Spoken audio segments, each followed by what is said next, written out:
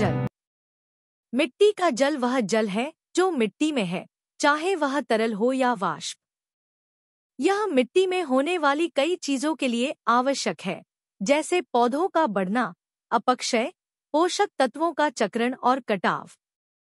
मिट्टी का पानी विभिन्न प्रकार का होता है। यह इस बात पर निर्भर करता है कि इसे कैसे रोका जाता है या इधर-उधर ले जाया जाता है। यहाँ कुछ सबसे सामान्य प्रकार दिए गए हैं। गुरुत्वाकर्षण जल। भारी बारिश या सिंचाई के बाद मिट्टी में जो बचता है वह गुरुत्वाकर्षण जल बुलाया जाता है। यह बड़े छिद्रों में जमा होता है जो केशिका अपवाह से धुलता नहीं है। गुरुत्व जल वह पानी है जो अपने पीछे एक गीला क्षेत्र छोड़कर तेजी से निकल जाता है। अधिकांश पौधों को इस प्रकार का पानी कुछ समय के लिए नहीं मिलता है, क्योंकि यह जड़ क्षेत्र से जल्दी दूर चला जाता है। लेकिन कुछ पौधे बारिश के बाद कुछ दिनों तक इसका फायदा उठा सकते हैं। केशिका जल वह पानी है जो मिट्टी के कणों के बीच छोटे छिद्रों या अंतरालों में फंसा होता है। यह केशिका बलों द्वारा निर्मित होता है और मिट्टी के चारों ओर किसी भी दिशा में घूम सकता है। यह पौधों को पानी प्राप्त करने का मुख्य स्रोत है, क्योंकि यह जड़ों से आसानी से उपलब्ध होता है। साथ ही यह मिट्टी को मजबूत और स्थिर रखने में मदद करता है। हाइड्रोस्कोपिक पानी। मिट्टी के कण आणविक बलों द्वारा एक दूसरे से बंधे होते हैं और उनके चारों ओर के पानी को हाइड्रोस्कोपिक पानी कहा जाता है। यह कणों के चारों ओर पतली परतें बनाता है और नियमित सुखाने के तरीकों से हटाया नहीं जा सकता है। दुर्भाग्य से यह पौधों के लिए उपलब्ध नहीं है, क्योंकि इसे निकालने में बहुत अधिक शक्ति लगती है। यह मिट्टी के कुछ रसायनों और भौतिक गुणों को प्रभावित करता है, जैसे आयन के आदान प्रदान की क्षमता और सतह क्षेत्र का आकार। पौधों के लिए उपलब्ध पानी निर्भर है। एक मिट्टी की बनावट या मिट्टी में रेत या मिट्टी की मात्रा। यह इस बात पर प्रभाव डालता है कि इसमें कितना पानी समा सकता है और पानी का इसमें प्रवेश करना कितना आसान है।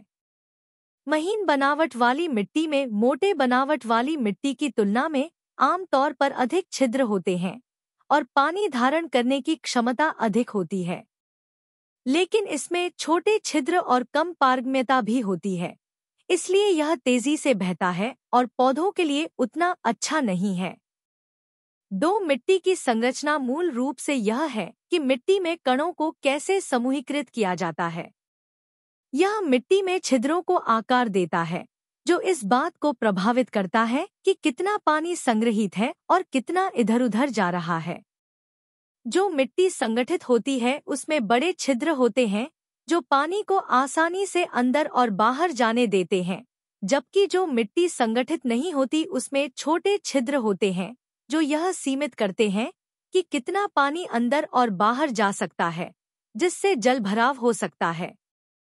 3 जैविक पदार्थ मूल रूप से मिट्टी में पौधों और जानवरों का बचा हुआ पदार्थ है। यह कणों को एक साथ लाकर और उन्हें ठोस टुकड़ों में बनाकर मिट्टी की संरचना बनाने में मदद करता है। यह पौधों को स्पंज की तरह पानी सोखकर और धीरे धीरे छोड़कर पानी जमा करने में भी मदद करता है।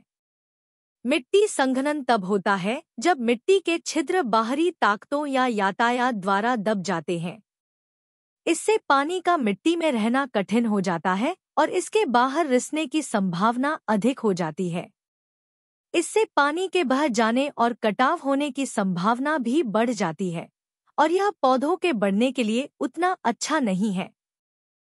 4 किसी निश्चित क्षेत्र के मौसम का मिट्टी में पानी की मात्रा पर बड़ा प्रभाव पड़ता है।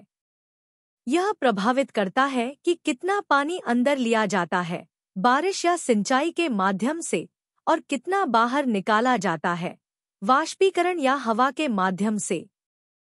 साथ ही मिट्टी का तापमान इस बात को प्रभावित कर सकता है कि कितना पानी उपलब्ध है।